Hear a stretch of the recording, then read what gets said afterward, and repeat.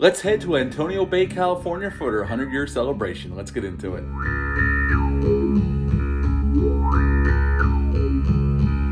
Welcome back to my channel. Hope you're all doing well out there, and I hope you all had a great weekend. And I want to welcome you to the first of my original horror film review and the remake that came later of the original horror film. So yes, we're going to kick this off with John Carpenter's The Fog, and I'm going to review that today that we're talking about, and then I'm going to do the remake of The Fog, which I've never seen the whole film. I've only ever seen little clips of it. I've only ever heard bad things. We'll see. I'm sitting down to watch that tonight, and I'll have that review out later this week. I'm going to do the original Hitcher film, the remake of the Hitcher, the original Texas Chainsaw, the Platinum Dunes remake, along with the new Texas Chainsaw drops on Netflix on February 18th. And we'll see what else I'm going to do. But also this month I have the original My Bloody Valentine coming out on Valentine's Day. I'm excited for that one. I've never reviewed that one. And it's my first time seeing the unrated cut from Scream Factory. But yeah, a lot of exciting things going on this month, so thanks for tuning in, and come on back and check out what I got going on. But before we get into it, like, comment, subscribe. If you haven't subscribed yet, I greatly would appreciate that. Click on the little notification bell. That way, every time I upload a video, you'll get notified, and you can come back and see what the hell I got going on over here. And again, today we're talking about John Carpenter's The Fog. This film came out February 8th of 1980. It's rated R. It's an hour and 29 minutes long. Had a budget of $1 million, a little over with the reshoots we'll talk about in a little bit. And it grossed a little over $21 million. Coming off the success of Halloween, Avco Embassy gave John Carpenter a 2-picture deal. This was the first one of that deal, and then he went on to do Escape from New York for the second one, and both were successful at the box office for Avco Embassy. Now, John Carpenter co-wrote and directed this film and produced it like he does, and scored it like he does for most of his films at that point. And Deborah Hill co-wrote and produced this film along with him like she did on Halloween. Cast-wise, we got a great cast of genre favorites. We got Adrienne Barbeau as Stevie Wayne. She is a radio DJ. Her radio station is in this lighthouse that she owns on the coast off of Antonio Bay. The great Tom Atkins plays Nick Castle. Yes, Nick Castle is the same gentleman who played Michael Myers in the original film, and he's also friends with John Carpenter.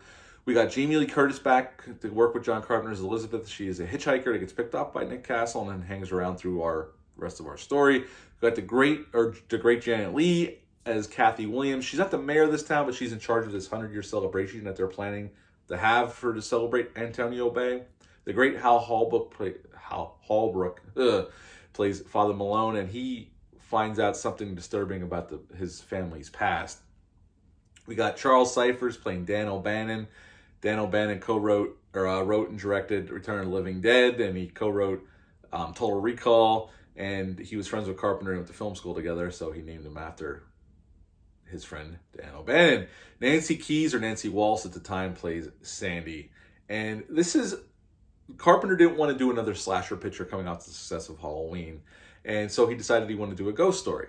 And they wrote, it's a very simple plot, honestly. This town is having its 100-year anniversary, and the town has this dark past that nobody knew about.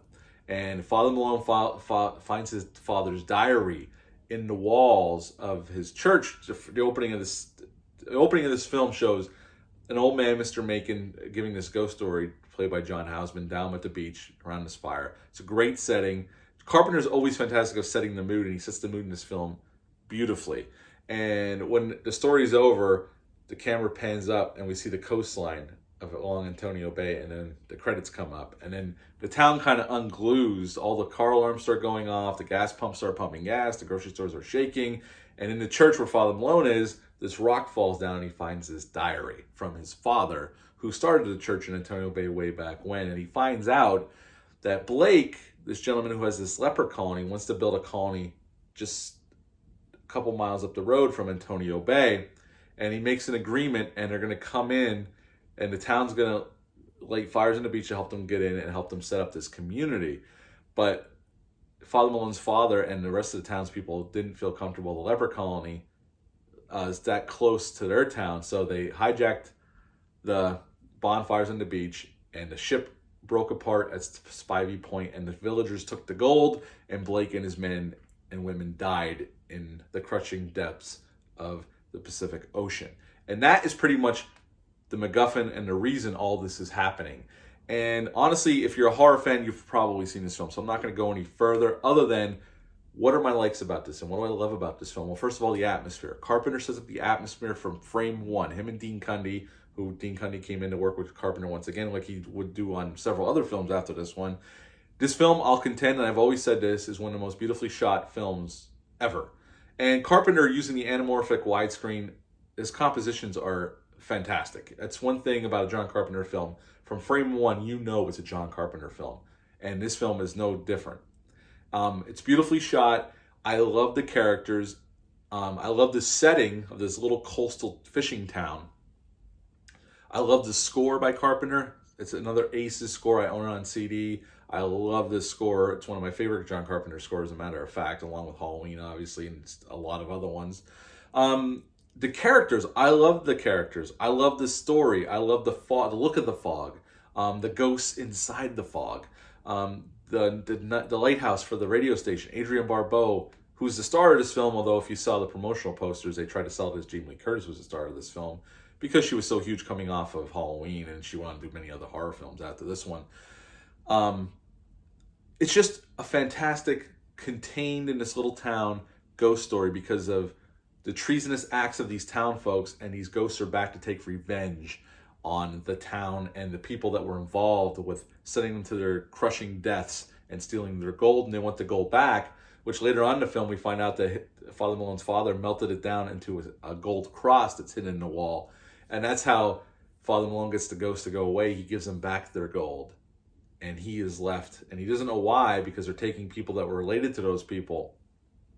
But then at the end we get that where they come back and Blake goes to cut Father Malone's head off, and we cut to black, and that's the end of the film. So, besides being beautifully shot, all the actors are really good here. I love the story. I love the atmosphere. Again, Carpenter's a master at the atmosphere stuff, and it's no different here. His score is amazing. And the visuals, again, I can't say enough about the visuals of this film. I love it.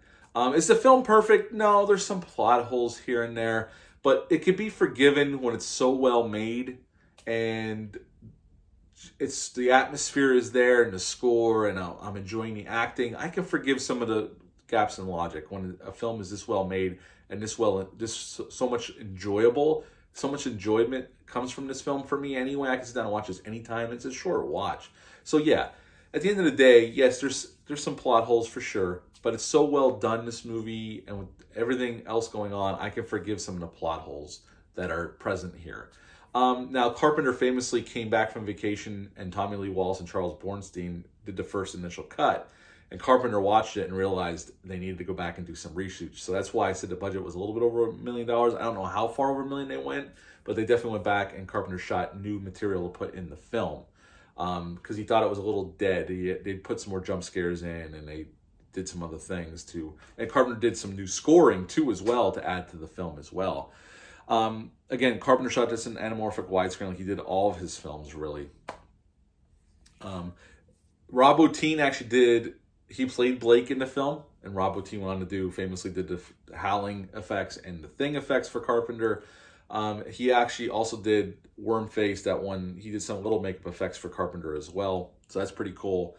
And other than that, I have no other things for it other than there's a lot of, there's a nice making of documentary on this Blu-ray about the making of The Fog, so you can check that out. But overall, I really like The Fog. Yes, there's some plot holes, but The Fog has been a film I've always enjoyed since I was a kid. I love the atmosphere, the effects, everything works for me. So at the end of the day, I would give John Carpenter's The Fog a 9 out of 10. I really like this film. It's a well-done ghost story. And for a second feature film out of the gate after, his follow-up feature film after Halloween, this is a damn good horror film and just a fun one at that. So yes, a 9 out of 10 for The Fog. What are your thoughts on The Fog? Leave a comment down below. Let me know. Hit the thumbs up. Hit the subscribe button. Share this video. I would appreciate that. I'll be back later in the week with The Fog remake. But until then, bye.